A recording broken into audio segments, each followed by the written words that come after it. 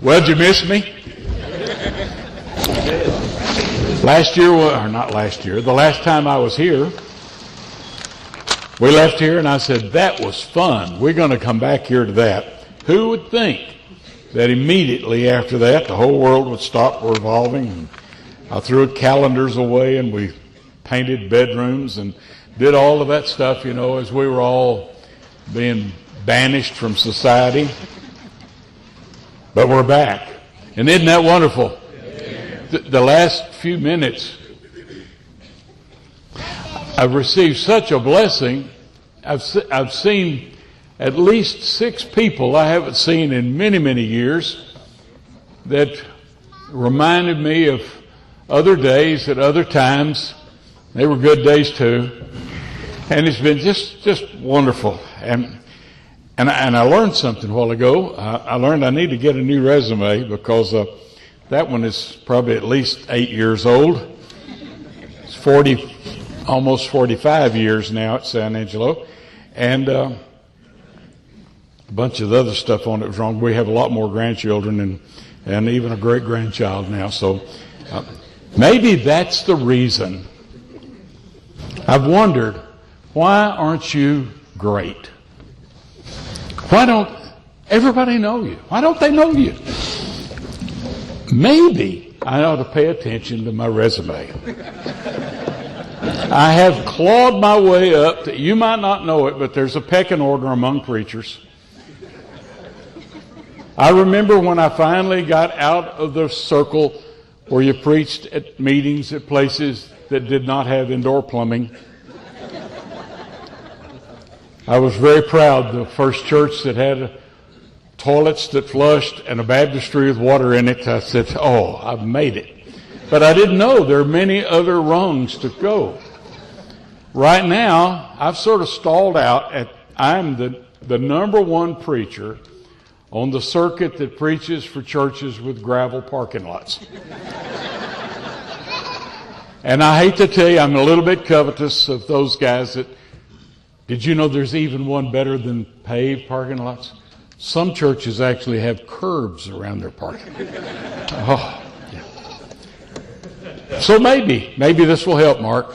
Thank you. You pointed that out. You also, when you've been preaching to some place for 44 years, you've run out of stuff to talk about, and you gave me a great idea for a sermon. We need to be that tree. And I made a few notes. No bark. Be nice. And don't leaf. Stay the course. And I don't know what I'm going to do with the sap part, but I think it's at least a good Wednesday night, don't you? That'd be. A bunch of people asked me, you're going to tell the chicken story. I said, no, I told that everywhere. I'm so tired of being, that's the thing you're known for. Not that you're a great preacher, but you went to the Dairy Queen to buy chicken when you should have been at Kentucky Fried Chicken. But one time I said, if I had 3 stories like that, I could be a professional raconteur. Well, there are more stories out there that I just didn't know I had. Christmas, one of our widows gave me a blanket for Christmas. It's not just an ordinary blanket. This is a special blanket. Out there in West Texas, in the town of El Dorado, there was a wool mill long time ago. Been closed for years. It's big. It's still there. You can go look at it. Big straps that go to the big machines and everything. And they had a unique thing. Besides just making yarn and making things out of wool, they had a deal with the ranchers around.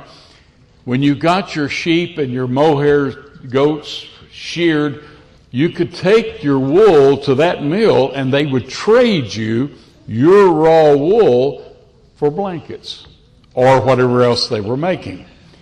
And so nowadays, many years later, that's kind of a status symbol that you have an El Dorado Woolen Mills blanket, handmade by West Texas people. And I wanted one for a long time. She found out about it and she gave it to me. I'm so proud. It was her uncle. This is an elderly lady. We're copying this. A really nice lady. And it was her uncle, had his wool fixed, and he made a blanket and gave it to her mother. And her mother gave it to her, and she gave it to me. Now, I'm telling you that because I was looking at it the other day and thinking how wonderful it was, and I remembered, shock. I remembered I hadn't thanked her. And here it was, the end of February, and I hadn't thanked her for that wonderful Christmas present. So I called her, and I'm all apologetic, and I'm telling her all about it. You know, I'm the guy that went to Dairy Queen to get the chicken. You know how I am. And she's laughing and said, "That's wonderful." I brag her up, tell her how wonderful I liked, how much I liked it, and everything. And I'm so sorry that I forgot. I was planning on doing it. I was planning on, and I just forgot to tell her how much I appreciate it. She said, "It's actually worse than you think." And I said, "Oh?" She said, "Christmas Day, you called me and told me all the stuff you just told me." I thought I'm going to have to start keeping a list or something. It's not the body that gives out, guys. It is worse than you think. She said, "I'm looking forward to the next time you call." I'm sure the ladies are talking about it. What are we going to do with it? Doddering old fool.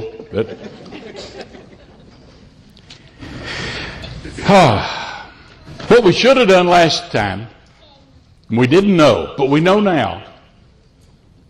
We gobbled this thing up. We did things, we ate, we laughed, we talked, and we left. We should have savored it. We should have taken every little morsel. Well, this is such a unique, beautiful thing. I don't know anywhere else in the United States where this could happen, but it's happening here. Some foreign countries that they haven't learned to be divisive, they still do stuff like this. But you are. And we took it for granted. But not anymore. Whoever plans this, whoever puts it together and everything, thank you for helping us. And we're going to just savor every little drop of fellowship and love and joy that we can get out of this.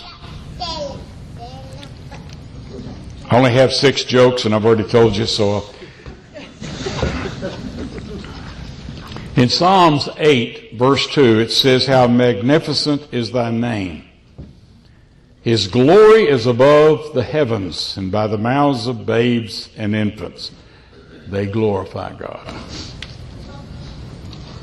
Some of the things that my grandchildren and other children at Southgate have said to me have been a source of great joy to me, and I hope you will enjoy these thoughts as well.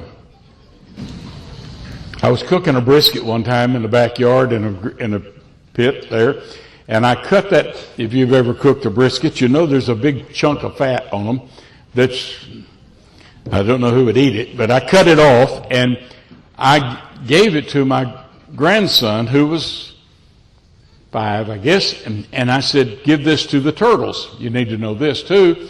I have box turtles in the backyard, and they're can I say this? They're all Democrats. They just come up for a handout every day, you know, and they're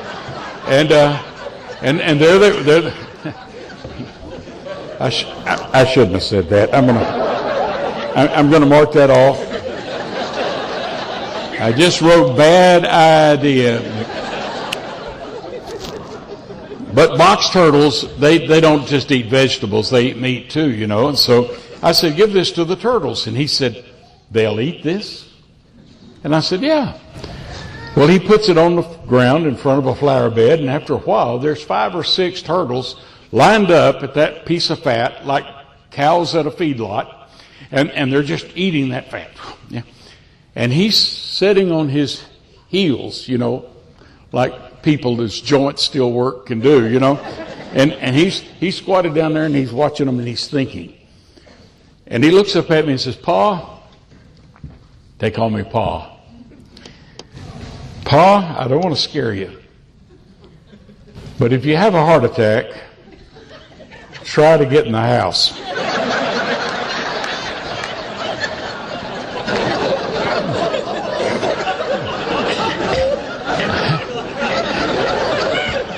A guy can live with advice like that. That's good advice.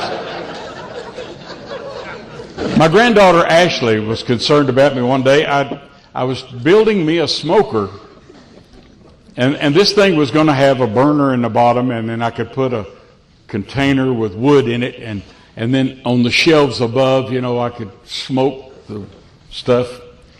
And I was trying to build it out of junk, and the box that I had, if you closed it up, the fire would go out. It just wasn't enough. And I drilled a bunch of holes in the bottom to get some more air in there so the gas burner wouldn't. But no matter how many holes I drilled, I still was having to leave the door open, which kind of defeated the whole purpose of the thing. And I'm kind of frustrated. And I go out there and I open the door and it's out again. And I get that thing that starts a fire, and I stick it in there, and when I punch it, a ball of fire about as big as this pulpit came out of there and just engulfed me. I lived, but I didn't have any eyebrows, and I looked like I'd been on the beach someplace without a shirt on, all red and everything. Well, of course, it was the talk of the family. This granddaughter's a real sweet girl, and she said, Pa, are you all right?" And I said, "Yeah, I'm fine. And she takes my face in her hands, and she's looking at me, and then she said, "Oh, Pa, your ears. There's no hair in your ears." And then she turns to me, she said, "Your nose. You may be onto something here." A long time after that, we'd go to eat at one of those places where they don't cook the food, there's some sushi kind of a deal. And the guy's got both kinds of stuff he's doing at the table, and he squirts some stuff on this fire, and he goes, "Whoop!" And she said, "You might want to lean in and get a touch-up."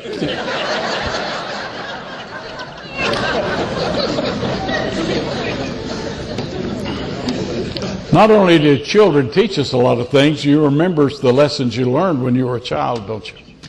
Don't you? I learned that human beings are strange and messy as a child. We had a neighbor across the street named Grubb. His last name was Grubb, not his first name. Who would name their kid Grubb? But his name, Mr. Grubb, was all I knew. Well, Mr. Grubb had some sort of dementia take over his life, and so he quit talking to us. He quit doing everything. You'd find him standing in the corner of the yard or something. One day, his wife comes running over to our house, and she says, "Is John here?" That's my father. And Mother said, "No." She said, "Well, Mr. Grubb is in the tub, and he can't get out." And she said, "Well, the boys can go." So my brother Mike, who was probably 11, and me, we go over there. I wasn't that old, but anyway, we go over there to get this old naked man out of the bathtub. And he doesn't know where he is. He's just sitting there, looking around.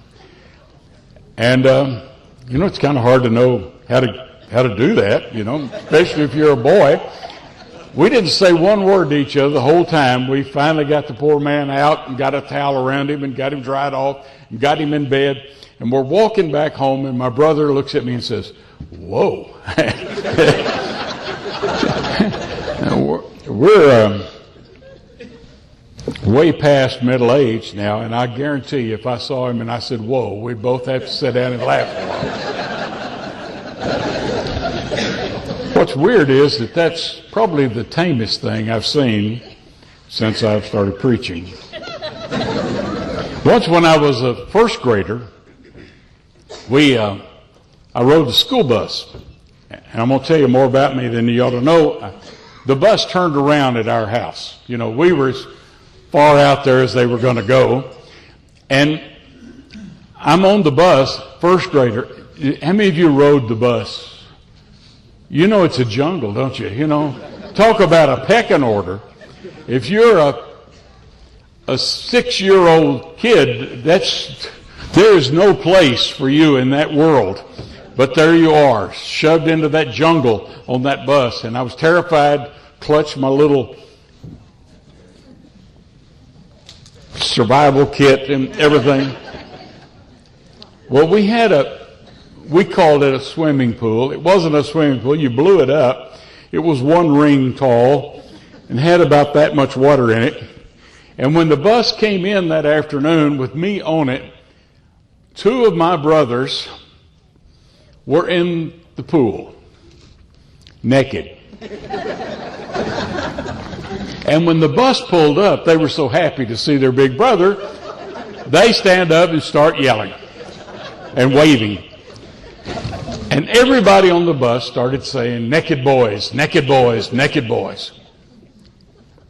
I was mortified. I mean, I had no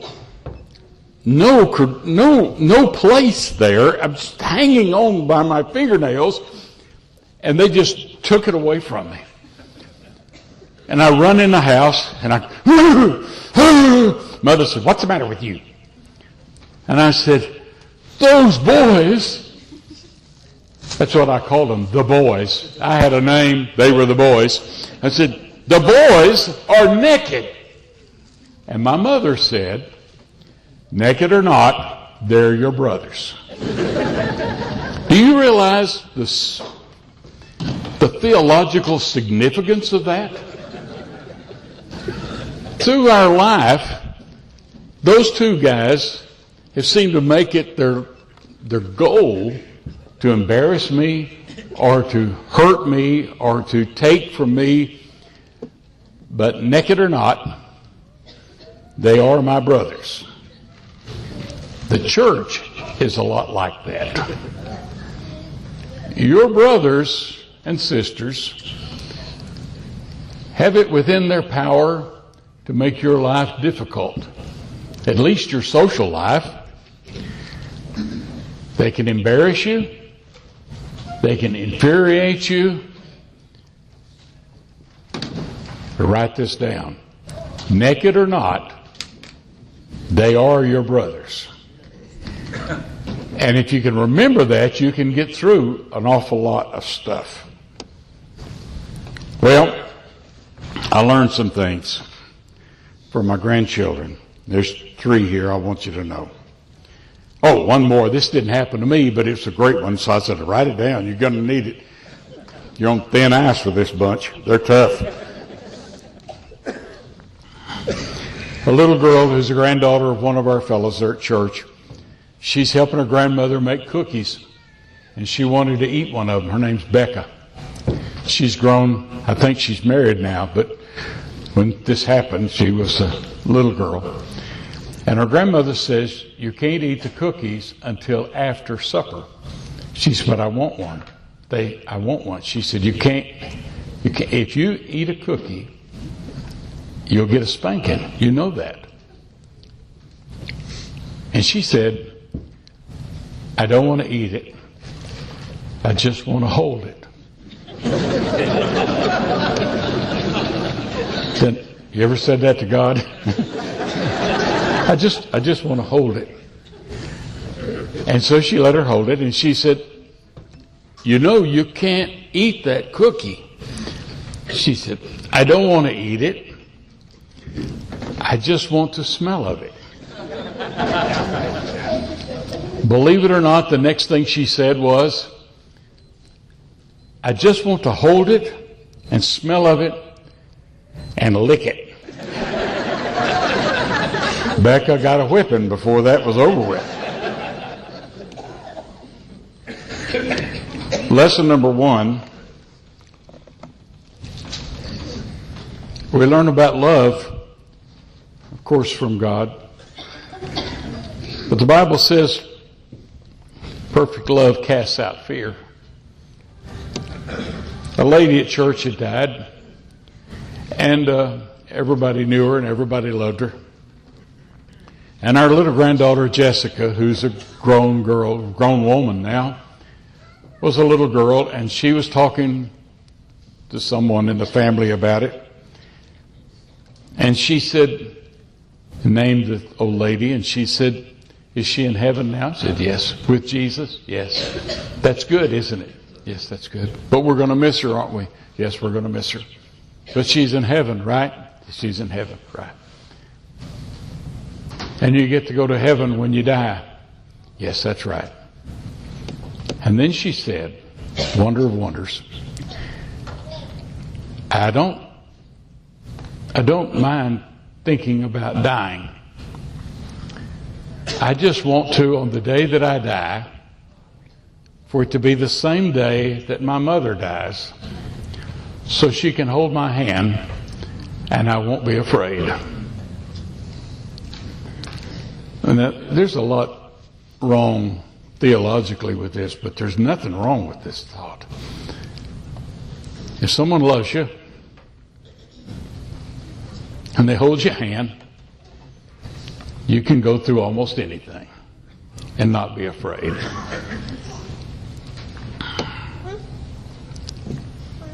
My grandson Stephen used to come and spend lots of time with us when he was little.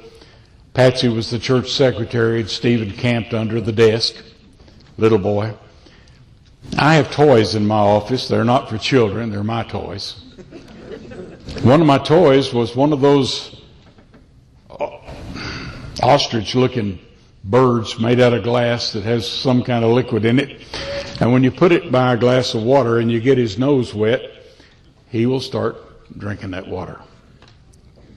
No, if you've seen them, you probably wonder why would a grown man want something like that, but it brings me a lot of pleasure watching that little guy. Kind of reminds me of my life, you know. But Stephen wanted me to get it down and let him play with it. I said, "This is a toy. This is not a toy. This is for big people, and you can't, it's very fragile, and you can't." He said, "I'll just look at it." He probably knew Becca, don't you think? Well, something happened. I had it on the desk, pumping along. He's sitting there looking at it. I go out of the room for just a minute. I come back in, and the nose is broke off my duck. I said, "You ruined it." He doesn't even look penitent. I said, I told you, don't touch it. And he said, "Pa, you know how I am. You shouldn't have left me alone." And I said, "So it's my fault?" And he said, "Yes." But then Stephen preached the best sermon I've ever heard. We were in a time of crisis in our life and in the life of our congregation. It was horrible. And I was losing my mind because I preach a good game, but I have an office at the house that I have my hunting stuff in there and all that kind of stuff. And the little boys, the grandsons, they like to go in there. They call it the boar's nest.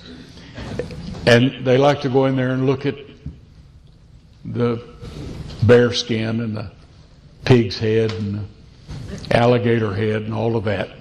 And they like me to open the closet that my brother calls the Cave of Wonders and get a gun out and let them look at it. Now, this isn't about guns, but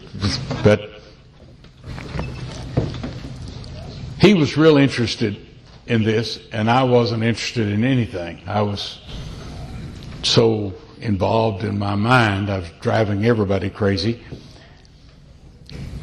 And we're sitting on the couch there, and I've got a shotgun, and let him look at it, and he didn't want to look at that. He wanted to look at a rifle, and he was a little boy.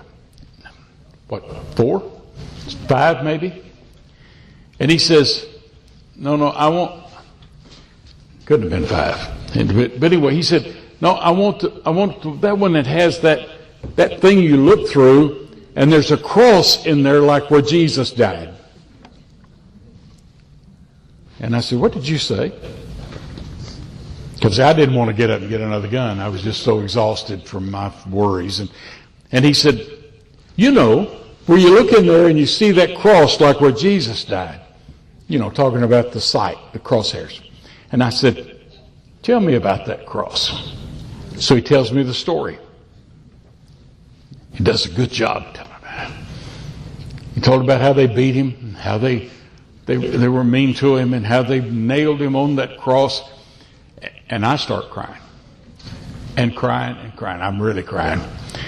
And I get up and I go get Patsy. And Patsy, I'm sure, was thinking, she's never admitted this, but I'm sure she's thinking, what now? You know. I said, come in here, you need to hear this.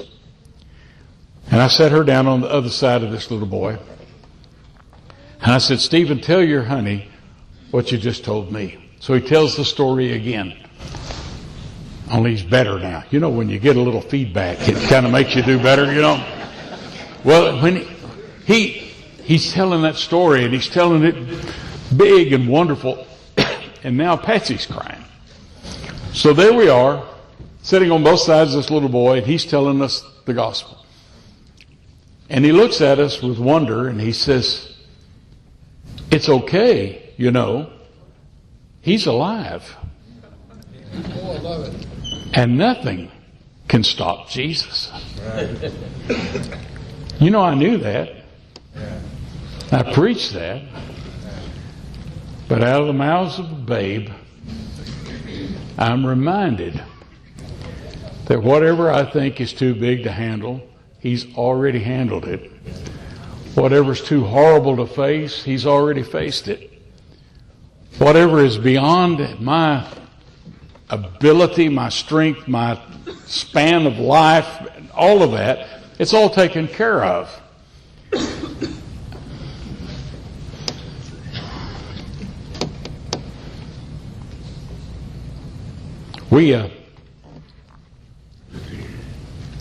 I know you want to laugh more.